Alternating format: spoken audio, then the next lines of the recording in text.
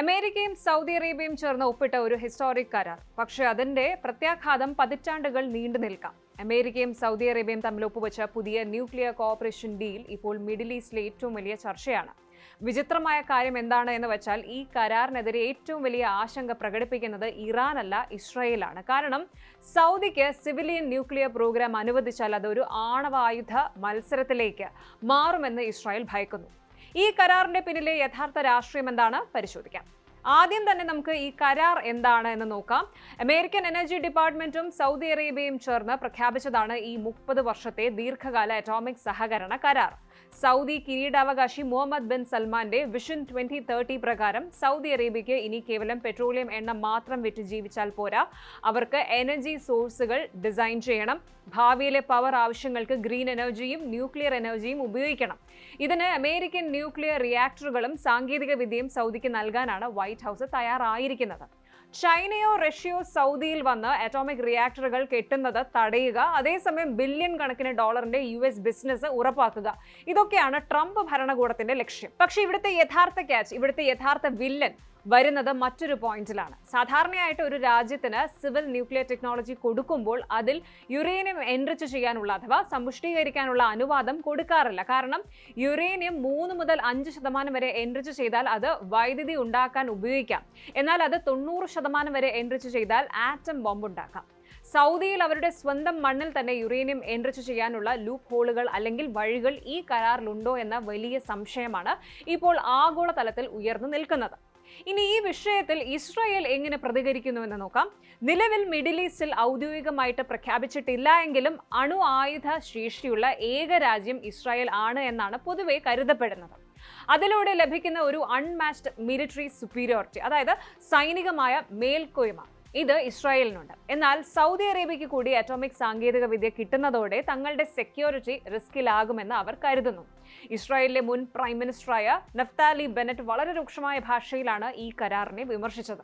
അദ്ദേഹം പറഞ്ഞത് ഇങ്ങനെയാണ്: ഇസ്രായേലിന്റെ തലയ്ക്ക് മുകളിലൂടെ അമേരിക്ക സൗദിയുമായിട്ടുണ്ടാക്കുന്ന ഈ ഒരു ന്യൂക്ലിയർ കരാർ നമ്മുടെ രാജ്യത്തിന്റെ സുരക്ഷയെ അപകടത്തിലാക്കുന്ന വൺ സ്ട്രാറ്റജിക് ഫെയിലിയർ ആണ്. സൗദി മണ്ണിൽ യുറേനിയം എൻറിച്ച് ചെയ്യാൻ അനുവാദം കൊടുത്താൽ അത് മിഡിൽ ഈസ്റ്റിൽ ആർക്കും നിയന്ത്രിക്കാൻ കഴിയാത്ത ഒരു ഡേഞ്ചറസ് അണുവായുധ മത്സരത്തിന് വഴിവെക്കും. മറ്റൊരു പ്രമുഖ ഇസ്രായേലി നേതാവായ അവേഗ്ദോർ ലിബർമാൻ പറഞ്ഞത് സൗദിയുടെ ഈ സിവിൽ പദ്ധതി ഒടുവിൽ അണുബോംബിൽ കൊണ്ടേ അവസാനിക്കൂ എന്നാണ്. ഇസ്രായേൽ ഉടൻ തന്നെ അമേരിക്കൻ കോൺഗ്രസിനെ സമീപിച്ച് ഈ ഡീൽ ബ്ലോക്ക് ചെയ്യണം എന്നും ഇവർ ആവശ്യപ്പെടുന്നുണ്ട്. ഇവിടുത്തെ മറ്റൊരു പ്രധാന കാര്യം അല്ലെങ്കിൽ രസകരമായ കാര്യം, ഇസ്രായേൽ പ്രധാനമന്ത്രി ബെന്യാമിൻ നെതന്യാഹു ഇതിനോട് ഇതുവരെ ഔദ്യോഗികമായിട്ട് കടുപ്പിച്ച് പ്രതികരിച്ചിട്ടില്ല. നെതന്യാഹുവിന്റെ മൗനം ഇസ്രായേലിനുള്ളിൽ തന്നെ വലിയ വിമർശനത്തിന് കാരണമാകുന്നുമുണ്ട്. പക്ഷേ കഥ അവിടെയും തീരുന്നില്ല. ഈ വാർത്ത പുറത്തു വന്നതിന് തൊട്ടു പിന്നാലെ അമേരിക്കൻ പ്രസിഡന്റ് ഡൊണാൾഡ് ട്രംപ് ഈ വിഷയത്തിൽ അപ്രതീക്ഷിതമായ ഒരു ട്വിസ്റ്റ് കൂടി കൊണ്ടുവന്നിരിക്കുകയാണ്. കരാർ ഒപ്പിട്ട് കഴിഞ്ഞ ശേഷം ട്രംപ് തന്റെ സോഷ്യൽ മീഡിയയിൽ ഒരു പുതിയ കണ്ടീഷൻ അഥവാ ഉപാധി വെച്ചു. സൗദി അറേബ്യയ്ക്ക് ഈ ന്യൂക്ലിയർ ഡീല് പൂർണ്ണമായിട്ട് നടപ്പിലാക്കണമെങ്കിൽ അവർ ഇസ്രായേലുമായിട്ട് നയതന്ത്ര ബന്ധം സ്ഥാപിക്കണം. അതായത് എബ്രഹാം അക്കോർഡ്സിൽ സൗദി ഒപ്പുവെക്കണം. സൗദി ഇസ്രായേലുമായിട്ട് സമാധാന കരാറിൽ ഒപ്പുവച്ചില്ല എങ്കിൽ ഈ ഡീല് ക്യാൻസൽ ചെയ്യുമെന്ന് White House press secretary Karoline ലെവിറ്റും വ്യക്തമാക്കി. ഇത് കേട്ടതോടെ ഇസ്രായേൽ ആശ്വാസ നെടുവീർപ്പ് ഇട്ടുവെങ്കിലും സൗദി അറേബ്യ പെട്ടിരിക്കുകയാണ്. കാരണം സൗദിയുടെ നിലപാട് പണ്ടേ വ്യക്തമാണ്: പലസ്തീൻ എന്നൊരു സ്വതന്ത്ര രാജ്യം രൂപീകരിക്കാത്ത പക്ഷം ഞങ്ങൾ ഇസ്രായേലുമായിട്ട് യാതൊരു കരാറിനുമില്ല. ഇനി ഇതിന്റെ മറ്റൊരു വശം നോക്കാം, Iran. Saudi Arabia nuclear power ആകാൻ പോകുന്നു എന്ന് അറിഞ്ഞതോടെ ഇറാനിലെ നേതാക്കളും പ്രതികരിച്ചു തുടങ്ങിയിട്ടുണ്ട്. സൗദി അറേബ്യയ്ക്ക് അണുശക്തി ആകാമെങ്കിൽ മേഖലയിൽ സ്വാഭാവികമായും ഒരു ന്യൂക്ലിയർ മത്സരം വരും.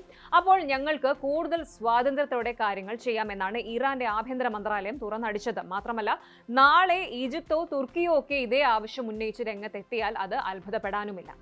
ഈ കരാർ ശരിക്കും മിഡിൽ ഈസ്റ്റിന് ശുദ്ധമായ ഊർജ്ജത്തിന്റെ പുതിയ വാതിൽ തുറക്കുമോ, അതോ ഒരു പുതിയ ന്യൂക്ലിയർ ആംസ് റേസിന്റെ ആദ്യ അധ്യായമാകുമോ? ഇപ്പോൾ ഇതിന് വ്യക്തമായ ഉത്തരമില്ല. പക്ഷെ ഒരു കാര്യം വ്യക്തമാണ്: ഇന്നത്തെ ചർച്ച ഒരു ന്യൂക്ലിയർ റിയാക്ടറിനെ കുറിച്ചല്ല, നാളത്തെ മിഡിൽ ഈസ്റ്റിൽ ശക്തിയുടെ ബാലൻസ് ആരുടെ കയ്യിലായിരിക്കുമെന്ന ചോദ്യത്തെക്കുറിച്ചാണ്.